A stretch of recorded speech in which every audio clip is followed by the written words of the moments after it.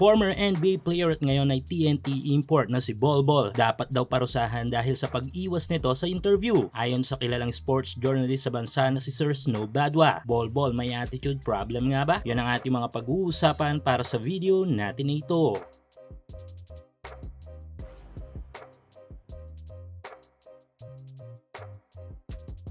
So nito lang ay nag-trending ang naging performance ng former NBA player at import ng TNT tropang 5G na si Bol Bol. Though inaasahan na ang malakasang performance nito sa kanyang magiging laro sa PBA dahil nga sa tangan nitong husay sa game ay ginulat pa rin nito ang lahat dahil sa kabila ng kanyang dalawang unang game sa liga ay halimaw na agad ang mga figures na kanyang naipamalas. Imagine niyo naman kasi 38 points sa kanyang debut game at 40 points naman sa kanyang second game, hindi ba? At makikita na talagang binibasic lang nito ang kanyang mga opponent sa PBA. Even nga mga international imports na kanyang nakakaharap. Pero maliban sa kanyang trending performance ay nag-trending din si Bol sa ilang mga usapin online matapos mailabas sa SOCMED ng ating kaibigan na si Sports on Air ang footage na ito.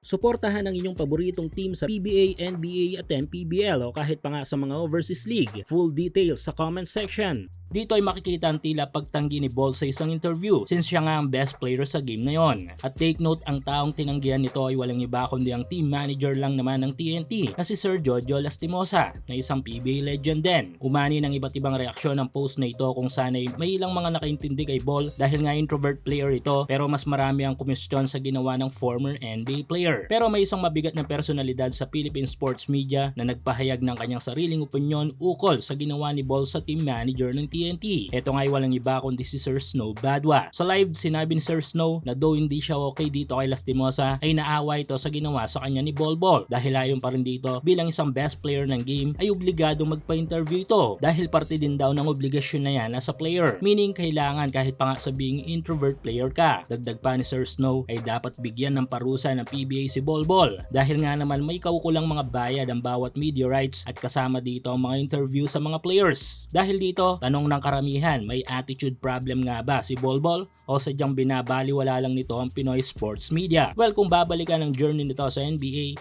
ay nagpapa-interview naman ito even sa college pagkatapos ng kanilang mga laro. May mga time din na nakikipag-picture ito sa mga fans. Bagay na di natin alam kung bakit di niya magawa dito sa ating bansa. Para sa akin bilang isang public figure or personality sa kahit anong larangan ay dapat pagbigyan din sana ang simpleng kasiyahan ng mga fans. Dahil kung iisipin ay parte ang mga fans sa kasikatan ng bawat public personalities. What do you think of Bol Bol, boss? Hindi nagpa-interview kahapon. Naawa nga ako kay Jolas eh. Boss, sa totoo lang nayayabangan ako kay Jolas pero naawa ako sa kanya nung punto na yun. Yung, hey, come on, you go there, you're the best player. Yung mukunan lang yung mama eh.